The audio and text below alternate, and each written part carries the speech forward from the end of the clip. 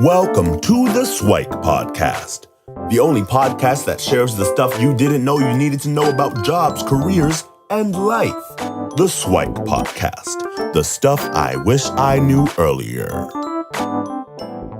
If I were to pass on something about finding a job, is to actually network a lot, to give back a lot, and volunteers. Uh, I don't know, just get out there, start practicing, start talking to people, and have some idea in mind. For example, you want to be a cybersecurity analyst, for example, you want to get into that kind of industry, then start looking up local chapters, attend the meetings. Most of them are free, and put in the effort. Eventually, it will pay back. Cool. Can you kind of walk us through the journey of like learning how to network? Because you mentioned earlier that you were a little bit shyer, you need to build rapport, but for the introverts and the shy people in the audience, and that freaks them out. I mean, my own journey, it was challenging. And then you mentioned that English and the language was a challenge. So how did you go and tackle all those different obstacles? With English, it was a little bit of Toastmasters, and you got better at it. But then, from a networking perspective, how did you start learning how to network? Because there's no well, apart from my course, there's courses on how to network out there. So how did you kind of figure that out? Well, I guess people are luckier these days. Like, students are luckier because they can just go to your course and bypass all the mistakes that I have made. So the way I do it, I just go out there. Many of them are very embarrassing because I'm not good at cracking jokes, especially at the beginning. And some of them were really dry. You just have to go and fail. You just keep failing and fail forward every time. So one time, there were people talking, and then it was kind of a professional networking session where this is where you have a name tag sticker on your shirt, and you go out and try to connect with people. And it's awkward, and it's not easy, but you just have to do it. And there are times where it's embarrassing because you're trying to be funny and it's not funny. If you can take a course, you know what? I recommend that you do so. At least you get some framework that you can work on. So once you have a framework, it's easier because you kind of know where is the hard boundary where you don't cross, right? And you get some tips, simple tips on how you can start doing that. In my case, I was just doing it. I just decided to go out there and start talking to people. And looking back, if they recorded that, you know what? I would try my best to delete that recording because many of them are embarrassing. Right. Like my first Toastmaster speech, it was really bad. I think they were kind enough to smile and clap at the end, but if I look at it today, I would curse myself so bad. It was really bad. So practice, fail, and if you can leverage a class or training course, then you should do it because it really helps, right? You pick on someone else. You don't have to go through the same mistake that other people are making. Right. I guess one of the challenges that often come up when folks are doing that, a lot of the advice is, just go out there, practice, do it. But there's always that fear, that fear of embarrassment, that fear that, oh my gosh, am I saying something stupid? Fear of judgment and things like that. So was that something that you were always okay with? Or is that something that throughout your life you were like, no, I don't want that? Because I know early in my life, I never wanted that judgment, right? I wanted to be kind of perfect, great, awesome, smart, and athletic, and all that sort of stuff. But that's not what I ended up being. But it's one where I would sometimes self-sabotage and not put myself in certain situations because I knew I was going to be horrible. Whereas you went out of your way and said, you know what, I know this is going to suck, but I'm going to do it anyway. Like, how do you even get to that headspace? That's some of the stuff that I'm trying to decompose. Okay. Whether or not people have an answer, I don't know. But it's one where I'm curious about that. It's a great question. And I had the same fear as you as you did.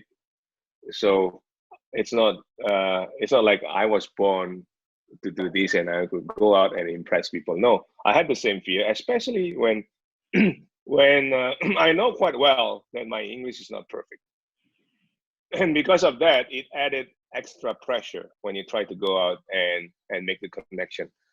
So what I did was I picked the lowest hanging fruit. That's a tip that I can share.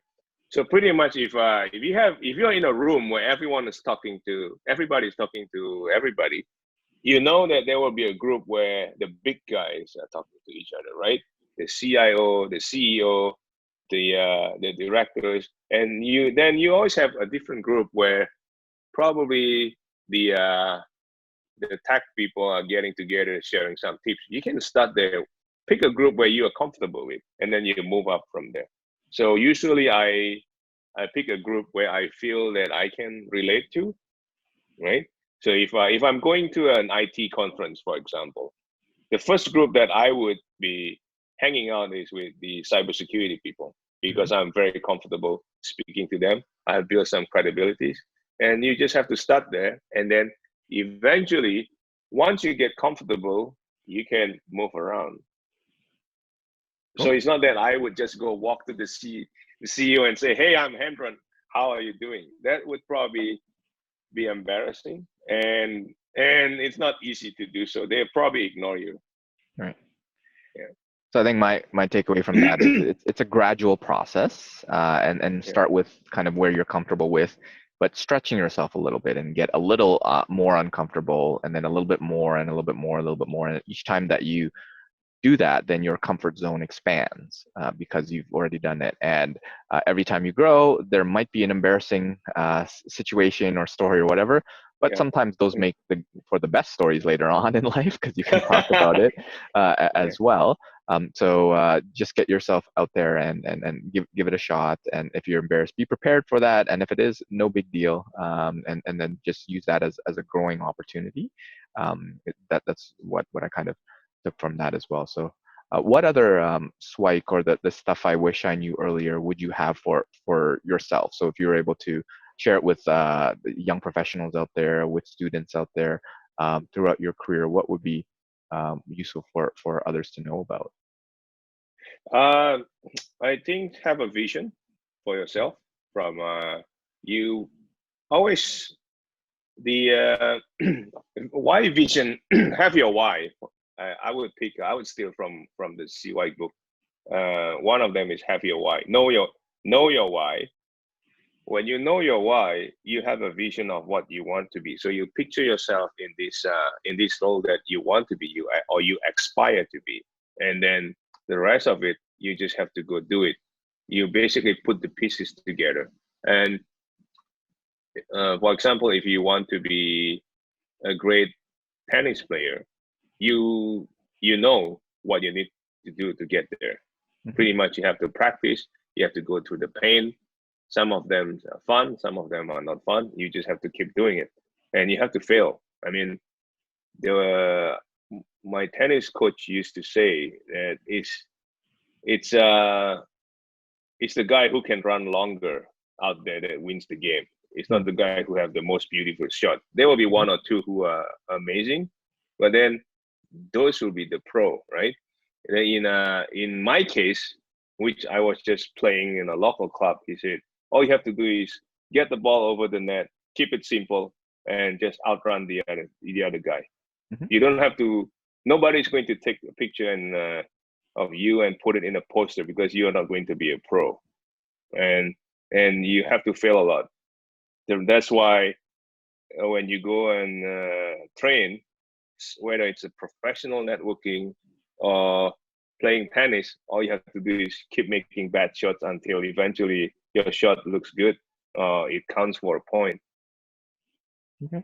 So have a vision for yourself, and then basically persist through it, and keep on working on those goals.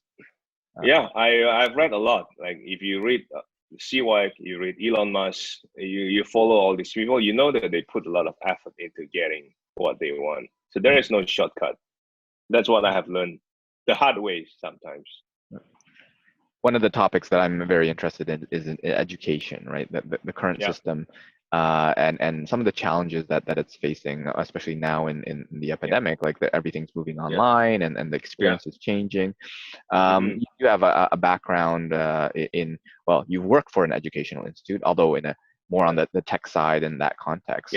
But what are your thoughts from an education perspective? Like, what are some of the things that they're doing well and they're progressing towards, or what's your perspective on where it could be, or where it could go in the future to help people learn and get better in the future? I think the education, I believe that you always have to learn, regardless of how you learn it. So, and there are different sort of learning and intelligence. Some people are good at hands-on stuff. You don't then there is a separate way of educating or getting better at certain fields. So in general, I think the educational system, or the way I look at it, the universities, they are good at training you quickly within the span of 2 to 3 years or 4 years to be a specialist. They are good at doing that. So if you want to be a computer programmer, you go into a college or a university, you get it. They'll teach you how to program really well. They'll give you enough assignments, enough theory and practice to basically mold you into a programmer. But what's missing is the other components that make you a great programmer. Like, for example, how do you become the programmer or the developers that people would love to work with, right? That is I think is missing. They do have facilities. For example, they have clubs you can join. They have extracurricular activity that you can actually attend. They have some of them have Toastmasters locally that you can join, but then it's not mandatory and it's actually up to you. So the way I look at it, hopefully, if you are at school right now, I would say is get your grade, get your work done, but at the same time, try to put some resource and effort into building the other stuff, that's also important for you, because the school don't have time to teach you all of that, and it will be way too expensive and it will take too long. So it's really up to you to build your leadership skill, your communication skill, your professional networking skill, or any other skill that you believe will make you to be a software developer, a doctor, or a dentist that people would love to work with. Because that's the difference between you and the other 50,000 graduates that at the end of the 3 years or 4 years program that gets a piece of paper, because you will have the sort of branding that they don't have. That will set you apart. And what's your perspective with things like coding boot camps, right? Or those alternative learning methods where you mentioned that, let's say, becoming a developer takes you 2 or 3 years in a university college setting, but these boot camps are churning them out in like 4 months, right? So they're even short-circuiting that even more. What's your thoughts of kind of the universities, colleges competing against even more specialty in that regard? I see. My view on that is university prepares you for events that is not planned. Okay. So the boot camps are good. The colleges and the boot camps are good in preparing you for things that you are about to, what's coming. So things that is expected, the boot camps is great, and things that's not expected, then I think you need some sort of like a higher perspective on things, and that's where the university comes in. So for example, you go in a boot camp, they are not going to teach you the basic of programming or algorithm, for example. I'm trying to be a little bit on the tech side here, but then they will teach you how to code something really well. So think of it as a training. Training is where you have something really specific that you need to get done. But education is more on the holistic view of that will eventually shape the way you approach the things. You will always learn a lot more at the university because it's longer and there's different kind of education system, and the knowledge that they teach is not as specific as the training. So, in my opinion, both are good, but then again, have a vision, know your why. If you want to be really good in a certain aspect, then go for the training. And by the way, that why concept is not mine. That's popularized by Simon Sinek. Simon Sinek, yeah. Yeah, he's got his start with why. Where again, he didn't make it up either. He just popularized it. Okay. And it's one of those things where if you kind of keep on going back, there a lot of the professional development or personal development folks have always started with getting some clarity on what you want, and then figure out why you want it. Having a burning desire and all that sort of stuff is definitely good. So I think that's amazing information and insights. But yes, that why is can be a differentiator, especially from a motivation perspective. So I think you've answered all the questions that I've had for you, and really got through what I want to get through. I mean, we can go through a little bit more on kind of the growing up, because I'm always very interested on kind of the tactical, practical, tangible of like how you go from A to B, right? The growth that happened. And maybe we'll save that for like a part 2 or whatever. But sounds good. Yeah, I think this is amazing. So thanks so much, Hendra, for sharing all that. Is there any place that folks, if they wanted to reach out and connect with you, or are there places online or elsewhere where they could find you? On my LinkedIn profile, and if you can find me on Instagram, just feel free to add me. But I'm not that active on Instagram. And thanks for having me. Cool. So thanks for being here, and we'll add all the connection information for yourself, and hopefully if folks are interested, they can reach out to you. But thanks for being on the show. Thank you. Take care. Perfect. Thanks for joining us on the SWIKE, Stuff I Wish I Knew Earlier, the podcast. If you like the podcast, please subscribe on iTunes, Stitcher, or wherever you found this podcast. And if you can give us a review, that would be very appreciated. Feel free to contact me on LinkedIn at LukiDanu, LukiDanu, and the same on most social media platforms. And I look forward to hearing from you. Thanks. Bye.